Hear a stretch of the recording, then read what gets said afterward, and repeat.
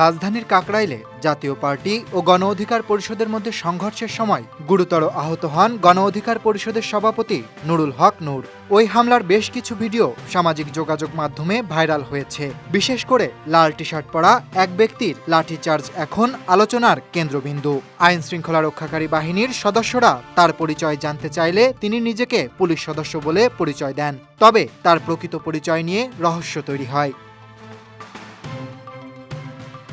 জাতীয় পার্টি ও গণ অধিকার পরিষদের মধ্যে তুমুল সংঘর্ষে এক পর্যায়ে জড়িয়ে পড়ে আইন শৃঙ্খলা বাহিনীও।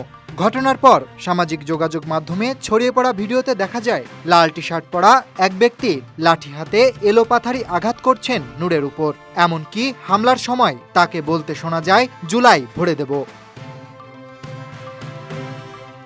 আরেকটি ভিডিওতে দেখা যায় আইন শৃঙ্খলা বাহিনীর সদস্যরা ওই ব্যক্তিকে আটক করলেও কিছুক্ষণ পর ছেড়ে দেন। এরপর থেকে প্রশ্ন উঠেছে, কে এই লাল টি শার্ট পরা হামলাকারী?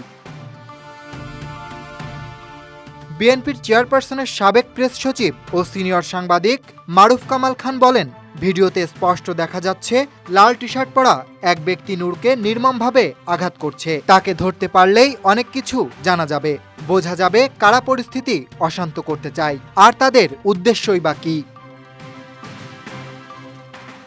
এ বিষয়ে ঢাকা মহানগর পুলিশের রমনা বিভাগের উপপুলিশ কমিশনার মাসুদ আলম বলেন, ওই ব্যক্তির পরিচয় শনাক্তে তদন্ত চলছে।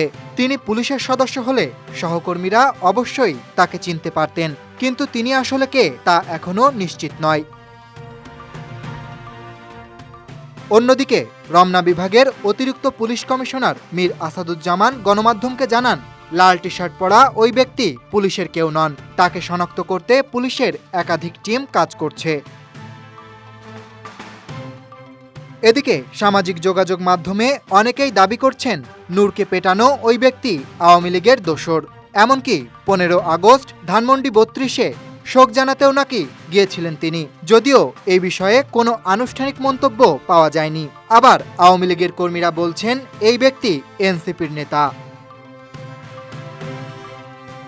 এক ফেসবুক পোস্টে গণ অধিকার পরিষদের সাধারণ সম্পাদক রাশেদ খান দাবি করেন, হামলাকারী ওই ব্যক্তি পুলিশের কনস্টেবল মিজানুর রহমান। তার বিপি নম্বর 9717197243।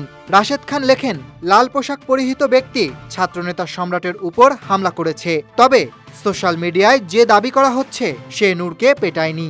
ভিডিও দেখে বিভ্রান্ত না হয়ে প্রকৃত হামলাকারীদের চিহ্নিত করতে হবে। Desk report, Dhaka express.